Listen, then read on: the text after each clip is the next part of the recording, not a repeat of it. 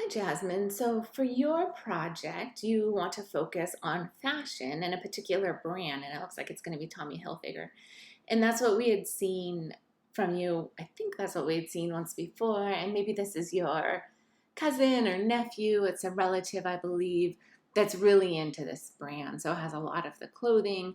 So, you can kind of do a fashion shoot for this brand. And I'm not sure if you're going to use the same subject for all of them, but at least we know he has the clothes, right? He has um, the fashion brand that you want to emphasize. So when we think about fashion photography, a couple of things that we want to keep in mind. One is the brand is really what you're selling. And it can be the brand, like here, Hilfiger Sport is really bright and in our face. That's the brightest thing in the image. It can also be the brand and kind of the style of the brand and the lifestyle of the brand.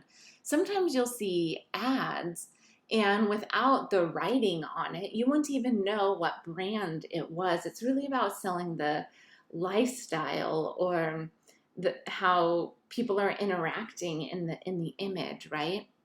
So that's something for you to consider. And then also remember that the lighting for these needs to be used to not only make your subject look good, like the light on the subject, your subject's face here is looking really nice, and there's good foreground background separation because of your aperture and because of the lighting. But we also want lighting that's really going to emphasize the clothing, the shape and the volume of the clothing. So think about that. Using natural light is going to be tricky. Using natural light and a reflector will make it easier, but you don't have as much control as you would with artificial light. So I just really want you to be aware of what the goals are with the lighting. In this image, it seems like even though the lighting is really beautiful on his face, we're really struck by the shirt, and that's the main thing that we see.